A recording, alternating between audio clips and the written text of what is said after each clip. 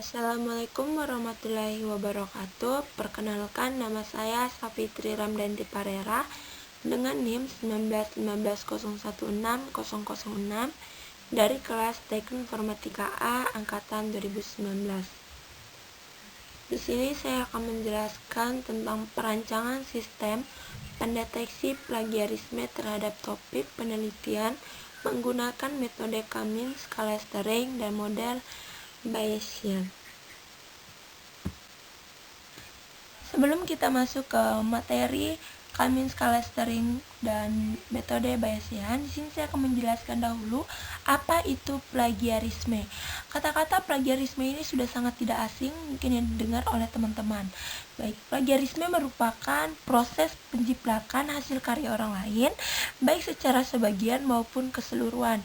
Yang kita ketahui pada zaman sekarang banyak sekali plagiarisme yang dilakukan oleh seseorang, baik dalam kalangan pendidikan maupun kalangan masyarakat, yang tanpa mereka sadari bahwa perbuatan mereka merupakan kejahatan akademik karena di dalamnya terdapat ide dari seseorang yang dikembangkan oleh orang tersebut.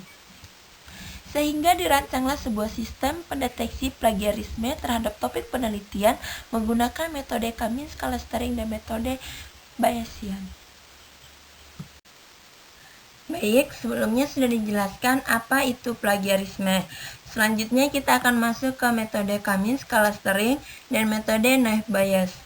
Cummins merupakan salah satu metode clustering yang dapat membagi data ke dalam bentuk satu atau lebih klaster. Dan clustering adalah teknik pada data mining yang digunakan untuk menganalisis data dan memecahkan permasalahan dengan cara mengelompokkan data atau membagi dataset ke dalam partisi.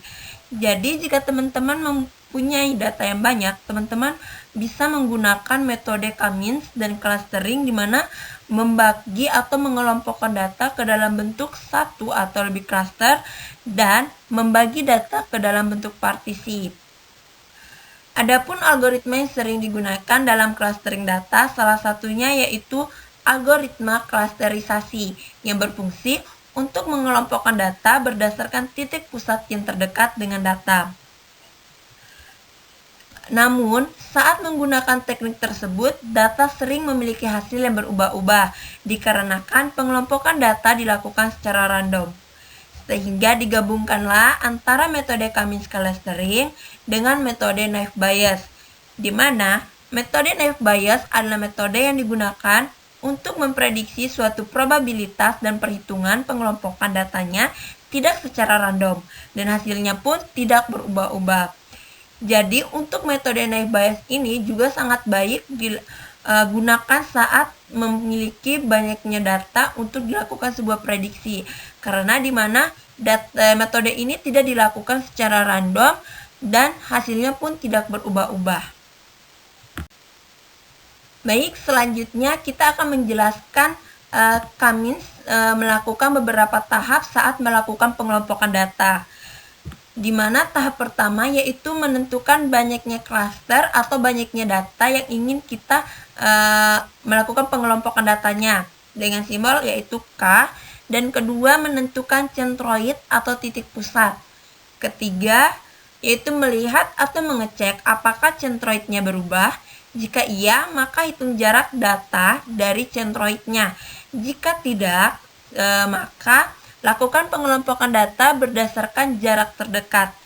Untuk menghitung jaraknya, kita bisa menggunakan rumus sebagai berikut, yaitu D dalam kurung X, Y sama dengan nilai mutlak dari X kurang Y sama dengan akar dari sigma dalam kurung XI kurang YI tutup kurung pangkat 2. Jadi teman-teman jika ingin menghitung jarak dari centroidnya, teman-teman bisa melakukan penghitungan menggunakan rumus yang sudah saya sebutkan tadi.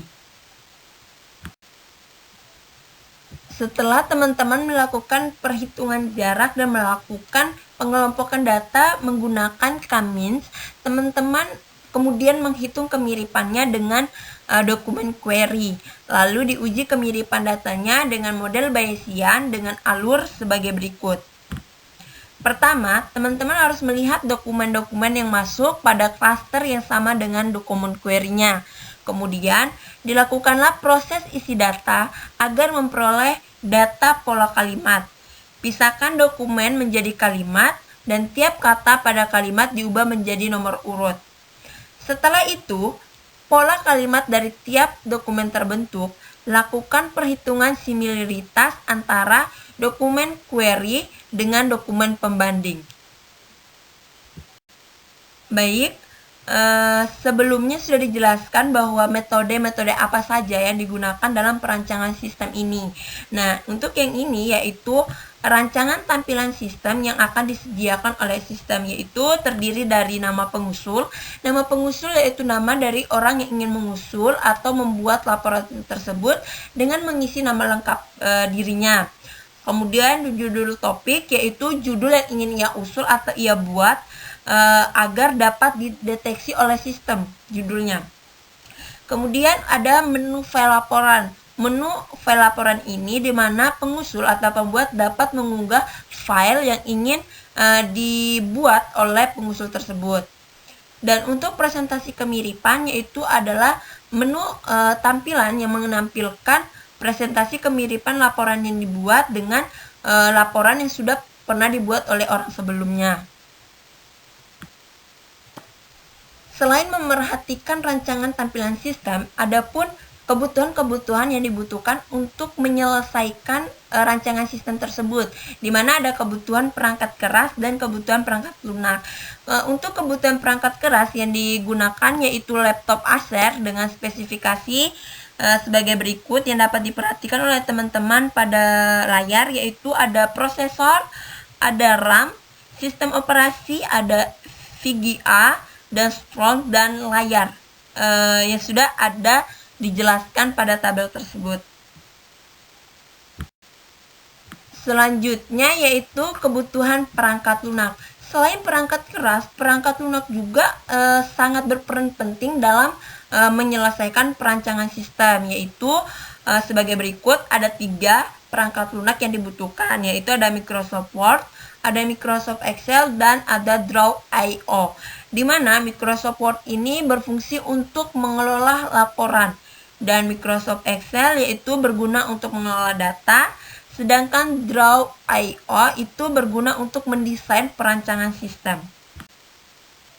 Baik, sebelumnya sudah dijelaskan bahwa ada software yang digunakan yaitu salah satunya Draw.io yang berfungsi untuk mendesain perancangan sistemnya, dimana ini adalah salah satu bentuk perancangan sistemnya, dan dimana abstrak dokumen ini berfungsi sebagai dokumen karya ilmiah sebagai data training, dan kerangka pikir topik penelitian ini berfungsi sebagai query yang akan diinputkan lalu kita periksa kemungkinan plagiatnya yang melalui text processing, di mana text processing adalah salah satu komponen dalam text mining untuk mengubah data tekstual yang tidak terstruktur ke dalam data yang terstruktur dan disimpan dalam database.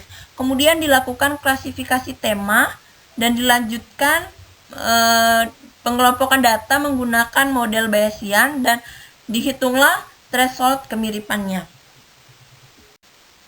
Baik, di sini saya akan menjelaskan tentang desain dan analisis algoritmanya. Yang ini merupakan salah satu alur proses dari Kamins, di mana sistem akan memulai mencari frekuensi kata, lalu menyimpan ke dalam data store, yaitu mencari jumlah klaster, dan menentukan centroid awal, lalu mencari jarak yang sudah tersimpan dalam database-nya atau data store. Lalu masuk ke dalam proses lagi akan mengelompokkan dokumen berdasarkan jarak terdekat dengan centroid. Lalu sistem akan mengecek apakah centroidnya ini berpindah klaster. Jika iya, ia akan langsung menghasilkan klaster, dan jika tidak, ia akan mencari centroid barunya. Baik, di sini saya akan menjelaskan tentang alur dari proses model Bayesian, di mana sistem akan mulai melakukan klasifikasi dokumen teks yang sudah tersimpan di dalam data store, kemudian dilakukanlah melalui proses text processing, di mana text processing sudah dijelaskan bahwa Text processing merupakan salah satu komponen dalam text mining untuk mengubah data tekstual yang tidak terstruktur ke dalam data yang terstruktur dan disimpan ke dalam data store atau database. Lalu proses ini dilakukan untuk mendapatkan bobot tiap kata kunci yang terkandung pada tiap dokumen. Kemudian kita menentukan bobot RAM dari dokumen. Selanjutnya proses akan meloading datanya, lalu melakukan pembentukan pola RAM menggunakan model Bayesian, dan dihitunglah kemiripan atau similarity-nya, dan ditampilkanlah pola RAM dan nilai dari similarity-nya, dan proses pun selesai. Baik, itulah sedikit penjelasan tentang metode Kamins clustering dan model Bayesian yang digunakan dalam sistem perancangan pendeteksi plagiarisme topik penelitian. Mungkin itu saja yang bisa saya jelaskan untuk teman-teman dan saya bisa berbagi kepada teman-teman. Semoga bermanfaat dan kurang lebihnya saya mohon maaf jika ada kesalahan dalam pengucapan maupun penyampaian yang kurang dipahami. Wassalamualaikum warahmatullahi wabarakatuh.